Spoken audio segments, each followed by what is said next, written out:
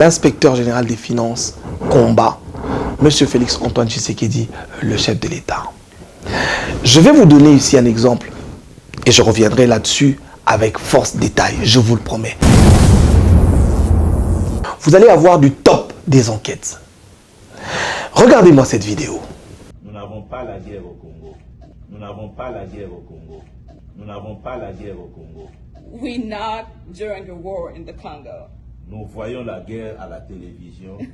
We watch war on TV. Nous sommes à Lubumbashi, à Kinshasa, à Mbandaka, dans les grandes villes. Nous n'avions jamais vu la guerre au Congo. You can be in Lubumbashi, in Kinshasa, or any big cities in the Congo, and we've never seen war. Donc c'est une situation à plus de 2000 km des institutions. So it's a situation that is happening really far from all the big. Voilà comment notre inspecteur général des finances minimise la gravité du conflit à l'Est. Et ça, c'est inacceptable. 150 000 $ américains furent disponibilisés par la GECAMIN pour payer les 8 inspecteurs de finances faisant office de formateurs. Par ignorance ou par abus de pouvoir, Monsieur l'inspecteur général chef de service de l'IGF a autorisé ses inspecteurs à assurer cette formation à la GECAMIN et de se faire payer par cette dernière. La question, là où le bas blesse, là où ça dérange, on aimerait savoir, ou nous aimerions savoir, est-ce que l'IGF est un service générateur de recettes? La réponse est non. L'interpellation de M. Jules Alinguete pour audition par le procureur général de la Cour des comptes pourrait bien marquer le début d'une enquête judiciaire visant à clarifier son implication dans les affaires soulevées par notre enquête. Cette interpellation ne serait que justice, car la justice, dit-on, élève une nation.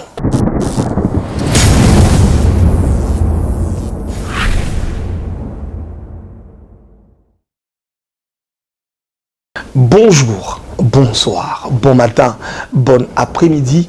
Tout dépend de l'heure à laquelle vous allez regarder cette émission. Je vous dis bonjour à Kinshasa. Je dis bonjour au monde entier. La communauté internationale, peuple congolais, je vous dis bonjour. C'était prévisible. La tempête qui s'annonçait depuis la diffusion de notre documentaire accablant sur l'inspecteur général des finances, chef de service, M. Jules Alinguete, commence à produire ses fruits. Je voudrais ici féliciter et remercier tout le peuple congolais qui nous accompagne dans ce combat. En effet, l'interpellation de M. Jules Alinguete pour audition par le procureur général de la Cour des comptes pourrait bien marquer le début d'une enquête judiciaire visant à clarifier son implication dans les affaires soulevées par notre enquête. Cette interpellation ne serait que justice, car la justice, dit-on, élève une nation. De quoi s'agit-il vraiment dans ce dossier?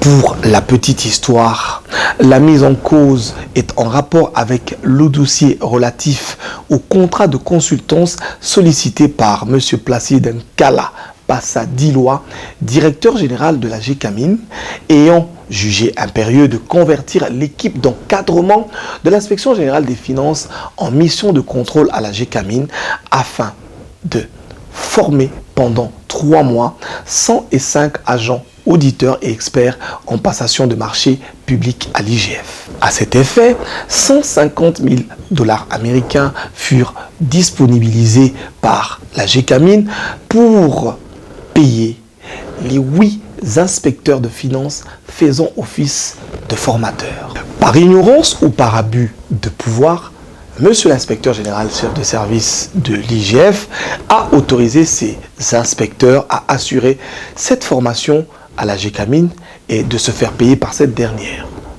La question, là où le bas blesse, là où ça dérange, on aimerait savoir, ou nous aimerions savoir, est-ce que l'IGF est un service générateur de recettes? La réponse est non. À en croire à l'ordonnance numéro 87-323 du 15 septembre 1987 portant création de l'inspection générale des finances qui stipule ceci. Article 2. L'inspection générale des finances dispose d'une compétence générale en matière de contrôle des finances et des biens publics. À ce titre, elle vérifie, contrôle, toutes les opérations financières de l'État, des entités administratives décentralisées, des établissements publics et organismes para-étatiques, ainsi que des organismes ou des entreprises de toute nature bénéficiant du concours financier de l'État, des entités administratives décentralisées et des établissements publics ou organismes para-étatiques sous une forme de participation en capital, de subvention, de prêt, d'avance ou de garantie. C'est clair comme l'eau de roche. Sa mission se limite à la vérification et au contrôle. Pire encore, il l'avait exigé, lui, le chef de service, inspecteur général des finances, à la GECAMIN, selon des sources dignes de foi, de payer les inspecteurs muets en formateurs. Comment un service de l'État payé par l'État congolais peut se faire payer par une autre entreprise de l'État? Revenons à l'ordonnance qui engendre l'IGF. À son article 5, cette ordonnance dit ceci, ou nous renseigne. L'inspection générale des finances dispose pour son fonctionnement et la motivation de son personnel d'une allocation budgétaire émergeant au budget annexe de l'État et au moins égale à 1% des recettes assignées aux régies financières de l'État ainsi que d'une allocation de 40% des pénalités douanières, fiscales et parafiscales recouvrées à la suite des redressements d'impôts, droits, taxes ou redevances éludées. Elle bénéficie également, en sus de crédits budgétaires lui alloués à cet effet. Elle bénéficie également, en sus de crédits budgétaires lui alloués à cet effet et émergeant du budget annexe de l'État, d'une quotité de 10% de pénalités recouvrées pour ses dépenses d'investissement. Ah, l'avarice, quand tu nous tiens. Nous allons revenir sur ce dossier de la GECAMIN avec force détail, car ce n'est que la partie visible de l'iceberg. Je voudrais ici révéler quelque chose. Je ne remets pas en cause le travail de l'inspection générale des finances, ni me fais une fixation personnelle sur l'inspecteur général chef de service. Par contre, ce sont ces méthodes de travail qui laissent à désirer. Et je m'en vais ici vous en faire la démonstration. Les agissements de M. Jules Alinguete semblent refléter un désir de combattre les actions du chef de l'État, son Excellence Félix Antoine Tshisekedi. Personnellement, et toute l'équipe de Tchad Group International, nous l'avons dénoncé depuis très longtemps. Je voudrais ici prendre à l'exemple les travaux de construction de New Arena de Kinshasa, qui sont à l'arrêt aujourd'hui. Les matériaux de construction étant bloqués à Matadi sur instruction de l'inspecteur général des finances. Nous pouvons encore parler ici des travaux qui sont à l'arrêt du centre financier de Kinshasa, matériel aussi bloqué. Je voudrais ici soulever un autre point, celui de la carte d'identité. Vous le savez ici, chers Kinois et chers Congolais, ça fait plusieurs années que la République démocratique du Congo et tout le Congo, même le monde, attend que les Congolais puissent avoir une carte d'identité. Le président de la République qui avait annoncé la sortie de cette carte, ça fait belle lurette, aussi attend. Mais qui bloque? C'est l'inspecteur général des finances, nous dit-on. Et pourquoi bloque-t-il? Il soulève plusieurs raisons, dont une grande dont je peux parler ici dans cette émission, en attendant que je vous en parle déjà dans une grande émission que nous allons consacrer exclusivement à la carte d'identité, d'une question de surfacturation. Vous allez rire. Au moment où je vous parle, l'État congolais aurait déjà payé à peu près 20 millions de dollars et ces 20 millions n'ont jamais été utilisés par la société qui devrait ici donner aux Congolais leur carte d'identité. Allez vous poser la question. 20 millions de dollars ont été payés. Ces 20 millions de dollars, jusqu'au jour où je vous parle, n'ont jamais été utilisés. Mais on vous parle de contrôle de l'IGF. L'ONIP est bloqué, IDEMIA est bloqué, tout le monde est bloqué, les Congolais sont bloqués, ils attendent la carte. Devrais-je ici vous rappeler le dossier des lampadaires, où M. Samba Batili a été accusé? Très chers amis téléspectateurs, Je suis passé sur les artères de la ville de Kinshasa. Vous avez vu comment la société Selectra a planté ses lampadaires. Mais je voudrais ici, moi, vous poser une question. Si on parle de détournement dans le dossier de lampadaires, pourquoi n'a-t-on jamais convoqué M. Gentini Ngobila, qui a signé 6 contrats pour l'implantation des lampadaires dans la ville de Kinshasa? Et le lampadaire le plus cher a coûté 21 000 $. Mais on ne parle que de lampadaire qui a coûté 4 900. Nous avons montré ici les différences. Vous avez vu. Mais nous attendons que M. Jules Alinguete convoque M. Gentini Ngobila. Et là, vous apprendrez des secrets. Vous apprendrez comment est-ce que des gens se sont enrichis. Ceux qui sont montrés à la télévision, ce ne sont pas les vrais voleurs. Ceux qui sont pointés du doigt, ce ne sont pas eux les vrais voleurs. Mais les vrais voleurs, c'est ceux qui acceptent de collaborer. Ceux qui n'acceptent pas de collaborer, on monte des dossiers mal montés, permettez-moi de le dire comme ça, on les présente à la télévision comme étant des voleurs. Quand ils vont à la justice les relaxe et les acquitte parce que les dossiers ne sont pas bien présentés. Mais ensuite, que pense la population? La population se dira un jour, voilà cet homme, c'était lui le bon, c'était lui qui arrêtait les voleurs, c'était lui qui nous présentait les voleurs. Et on se posera la question, d'où vient la main qui libère ces prétendus voleurs? Qui accusera-t-on, je voudrais dire ici? Posons-nous la question. Ceux qui se sont battus ici pendant plus de 34 ans pour arracher le Congo de la dictature, ceux qui ont vu leurs parents mourir, leurs enfants, nous ici, nous avons sacrifié notre jeunesse pour ce combat. Nous sommes relégués au second plan. Ceux qui tiennent les règnes, aujourd'hui, nous montrent des personnes qui ne sont pas voleuses. La justice congolaise que je voudrais interpeller ici, parce que nous attendons justement que la justice intervienne, et de la manière la plus forte. C'est contre vous que tout ceci est orchestré. Monsieur de la justice, réveillez-vous. Parce que l'on dit que vous êtes corrompu. Parce que l'on dit que c'est vous qui relâchez les voleurs. Parce que toutes ces personnes qu'on emmène chez vous, vous ne les arrêtez pas. Vous ne les mettez pas en prison, vous les relâchez. Mais ailleurs, dans des pays qui se respectent, quand on accuse une personne et que la justice se rend compte que cette personne a été accusée à tort, il faudra interpeller l'accusateur pour dénonciation calomnieuse. Mais aujourd'hui, la réputation des investisseurs, la réputation des autorités, la réputation des ministres, la réputation des gouverneurs, la réputation des personnes, des membres influents du régime est salie par quelqu'un qui prétend être du régime. Mais c'est choquant. C'est choquant. Aujourd'hui, au moment où je vous parle, vous le savez, tous les indicateurs économiques sont au rouge. Les investisseurs que le chef de l'État se bat à aller chercher jour et nuit pour venir investir au pays, quand ils voient la manière dont le Congo traite les investisseurs qui ont pris le risque de venir ici, pensez-vous que ces investisseurs-là viendront? Pensez-vous que demain nous aurons des investisseurs sérieux quand ils voient la manière dont nous traînons dans la boue?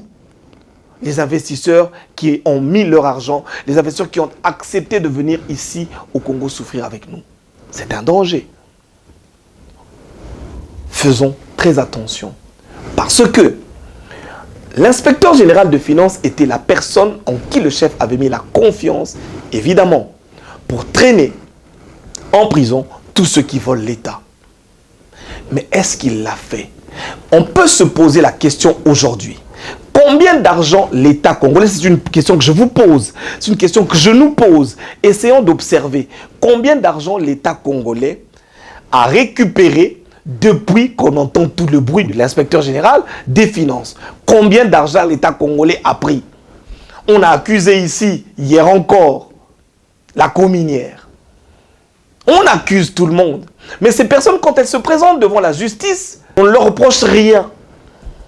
Devra-t-on penser que les dossiers de l'IGF ou les dossiers de l'inspecteur général des finances sont mal montés, ou que les juges, que les magistrats, que la justice est une justice corrompue?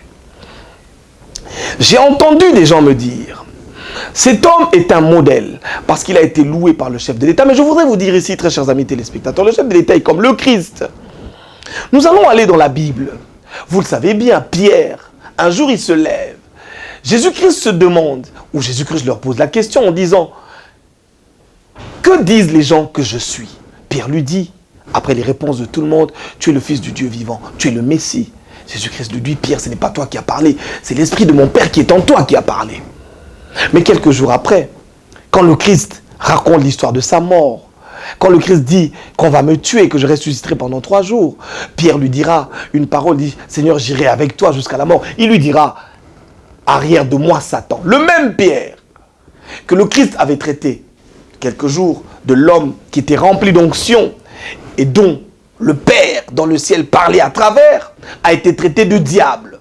Il faudra comprendre que dans l'esprit du chef de l'État qui aime ce pays, il sait, il comprend que ceux qui sont avec lui, ou les hommes de Fachi, c'est ceux qui aiment ce Congo, ceux qui se battent pour l'intégrité, ceux qui se battent pour que les investisseurs arrivent, ceux qui se battent pour que le Congo se développe. Ce sont là les hommes de Fachi et les hommes que Fachi recherche.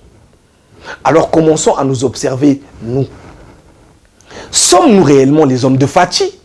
Ou faisons-nous semblant être hommes de Fachi pendant que nous le combattons? Mais nous sommes en train de remarquer qu'à travers les agissements, tout porte à croire que l'inspecteur général des finances n'est pas fou pour Fachi. Il n'est pas avec Fachi, mais il le combat. Je vous ai montré ici quelques projets phares initiés par le chef de l'État qu'il bloque sans raison. Posez-vous des questions. Cette liste est loin d'être exhaustive. On peut encore parler ici des patrouilles financières.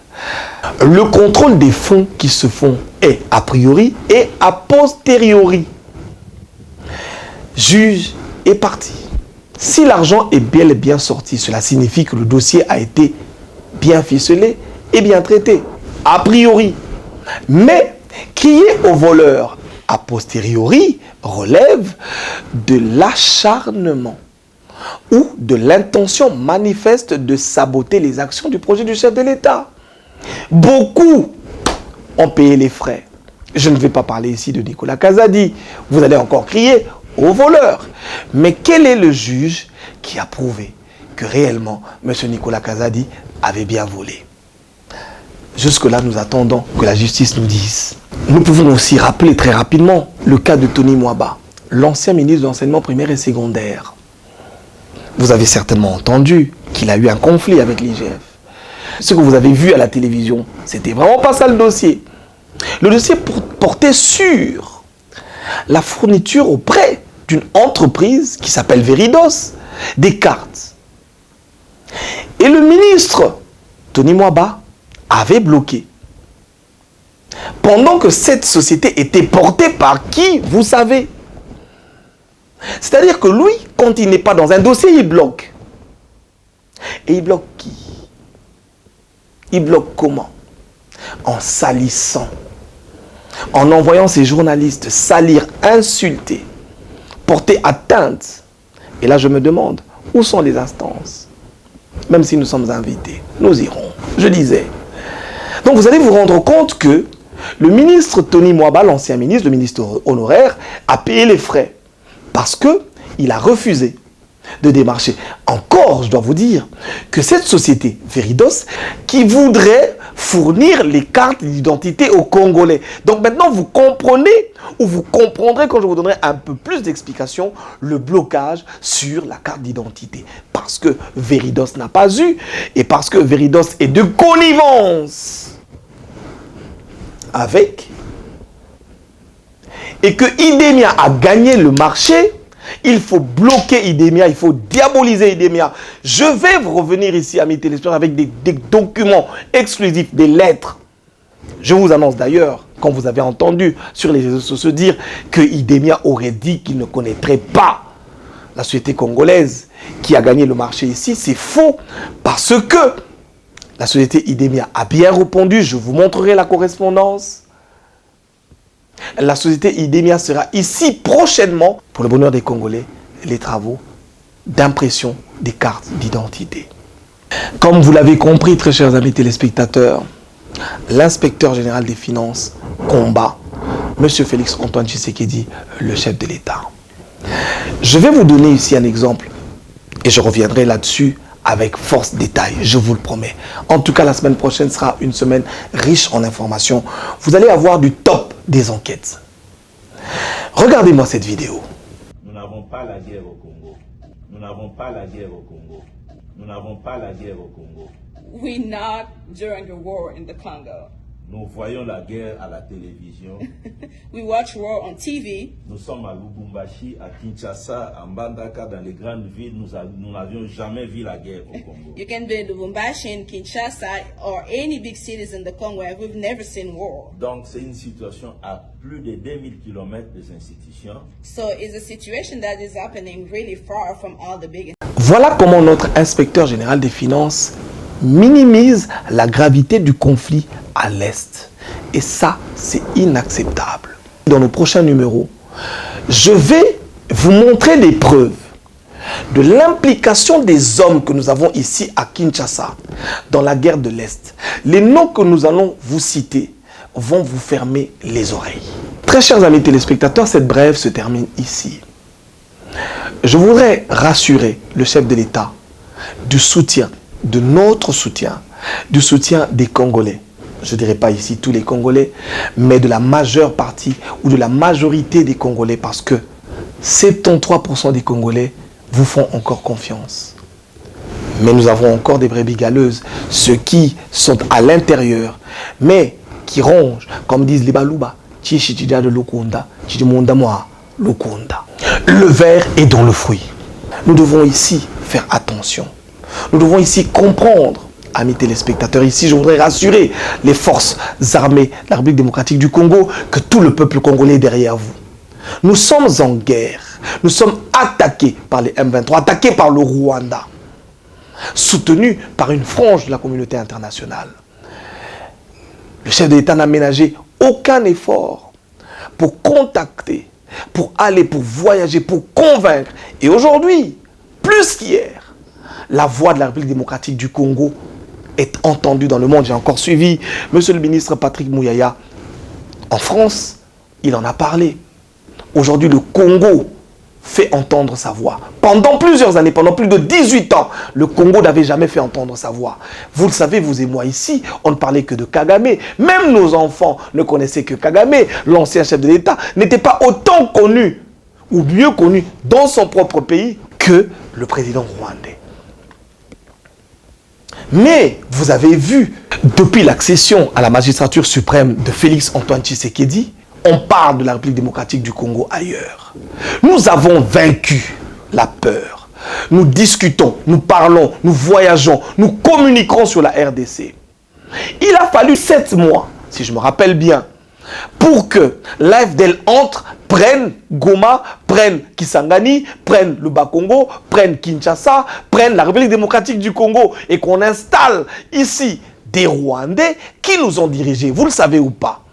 Mais ça fait plus de 5 ans qu'ils sont en train de souffrir pour prendre la ville de Goma seulement. Mais vous allez entendre les gens dire, non, Tshisekedi, mais non. Tshisekedi est puissant. L'armée de la République démocratique du Congo est puissante. Et nous nous battons, nous allons vaincre cette guerre. Soutenons et continuons à soutenir le président Félix Antoine Tshisekedi. Soutenons et continuons à soutenir nos forces armées. Aidons-les. Je vais encore revenir là-dessus, très chers amis téléspectateurs. C'est vrai, nous sommes en guerre. C'est vrai que ceux qui disent que nous ne sommes pas en guerre sont contre le chef, sont contre le Congo. Nous n'avons pas la guerre au Congo. Nous n'avons pas la guerre au Congo. Nous n'avons pas la guerre au Congo. We're not during the war in the Congo. Nous voyons la guerre à la télévision. We watch war on TV. Nous sommes à Lubumbashi, à Kinshasa, à Mbandaka, dans les grandes villes. Nous n'avions jamais vu la guerre au Congo. You can be in Lubumbashi, in Kinshasa, or any big cities in the Congo where we've never seen war. Donc c'est une situation à plus de 2000 km des institutions. So it's a situation that is happening really far from all the big. J'étais à Goma. J'ai vu des femmes violées. J'étais à Goma. J'ai vu des militaires dont les bras étaient coupés. J'ai vu dans les hôpitaux les militaires en train de souffrir. Mais d'ailleurs ici, il faudra saluer encore l'effort du chef de l'État parce que tous ces militaires, dans leur malheur, dans les problèmes qu'ils ont, sont pris en charge par l'État congolais dans un hôpital qui, ici, tend à se développer. Regardez. Suivez-moi.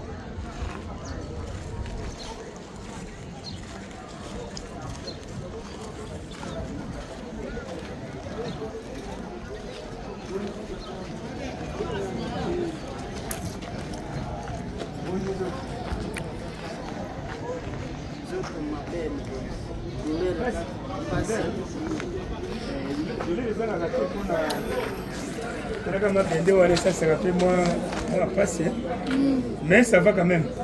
Il y a ma bende ezali. Gouvernement biso biloko ya kosalela. Donc mpona bino problème eza te. Eza te nzambe akosunga bokika. Po gouvernement armé atidi biloko eza kosalela. Donc kote kuna problème eza te. On a colonel, en tout cas suivi eza bien. Colonel a bataza na suivi makasi na hôpital en tout cas suivi eza makasi ba docteur suivi eza makasi. Comment on a? Ngala mulu makala Kanyinda Junior. Yo uti wapi? Na Ubaya. Okobetela biso lisolo. Ndenge nini ozwaki wana masasi? Okobetela biso lisolo. Masasi tobandaki kobonda tobondi lelo tobipe lisusu. Premier jour moko de troisième jour tobondi de baye kobetanga na zala ina roquette na nani. Baye kobetanga ibale koto idimi koto. Bapanzi moko wandi. Ina ngaya hotel.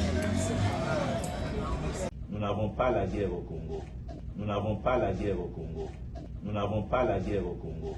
We're not during the war in the Congo. Nous voyons la guerre à la télévision.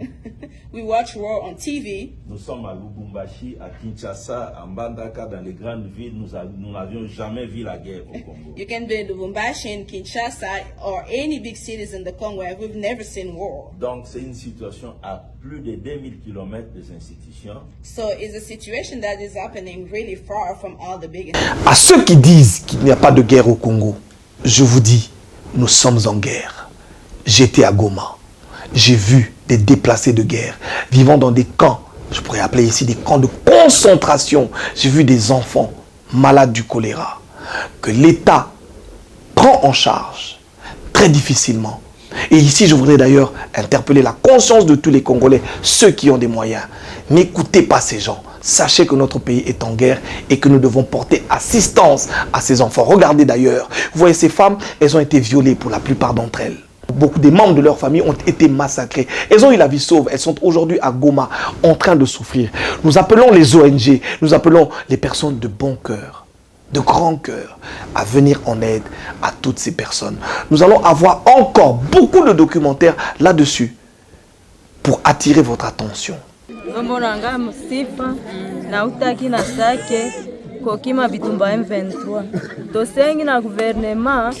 Epesa biso kimia salisa biso tozonge pa na biso sikoyo kotoyo tozonyo kwama tozangi biloko ya kolia esika ya kolala tozangi biloko nyonso gouvernement salisa biso tozonge pa na biso vraiment nyere mawazo vita inatutawaniza tusana tunakufa wamingi wanakufa na wenye wanakimbia tulifika huku lakini njala inatuweka tabani Jala inatuweka tabani Jala.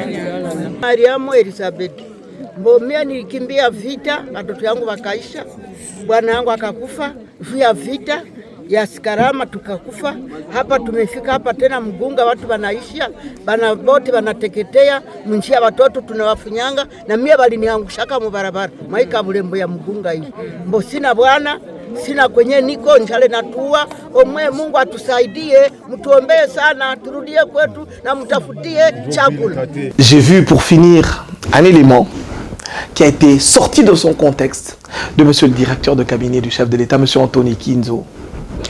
C'est encore très malheureux dans notre pays parce que les gens veulent toujours salir l'image des personnes importantes. Moi, je vous garantis que cet homme est un homme intègre. Je le connais, pasteur de son État, il est honnête, et il sait ce qu'il fait. À l'époque, directeur général de l'ANAPI, il avait pour mission de convaincre les investisseurs à venir au pays. Mais il y avait en face de lui un homme qui ne voulait justement pas que les investisseurs arrivent. C'est une erreur, un lapsus, sa langue a fauché. Mais il est tout de suite revenu, contrairement à ceux qui inoculent dans la tête des Congolais et des expatriés des messages négatifs pour décourager nos forces armées, pour décourager ceux qui se battent pour le Congo, mais aussi pour décourager les investisseurs qui veulent venir ici. Ils leur montrent le côté négatif du Congo. Ils leur disent que nous sommes un pays d'escrocs, de malfrats, de voyous, des voleurs. Voilà comment ils nous présentent. Et aujourd'hui, les investisseurs ont peur de venir. Monsieur les investisseurs, venez investir. Car il est vrai que la RDC est en guerre. Mais cette guerre est loin de Kinshasa. Voilà ce que je voudrais dire. Est à 2000 km de Kinshasa. Celui qui vient investir à Kinshasa investit en RDC, mais il n'investit pas dans une zone de guerre. Parce que cette guerre, nous allons la gagner. Avec l'aide de Dieu, nous l'avons déjà gagnée. Dites Amen.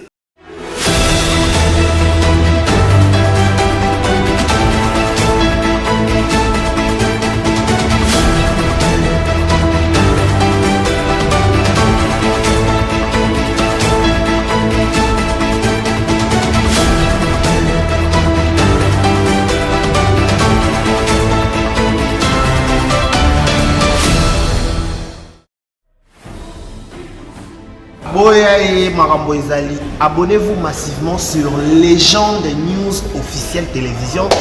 Makambo etali mboka, makambo etali ba député, makambo etali ba président, makambo etali o nzele bukana kitope oboy. Dans la carte Légende News télévision, vous s'abonner et vous avez décidé parce que pour nous makambo etali mboka, ba chasseur d'images. Légende News officielle. Yeah. Boya e makambo eza. Abonnez-vous massivement. Les gens News TV, chaîne à Banamboka. On est ensemble. Bonjour les gens, abonnez-vous. Bonjour à tous, je vous invite à vous abonner massivement à la chaîne Légende News officielle. Abonnez-vous massivement, vous ne serez pas déçus. Bonjour, c'est le pasteur Jacob Biaï. Je tiens à vous inviter de vous abonner sur Legend News officielle pour l'information sportive avec impartialité et véracité.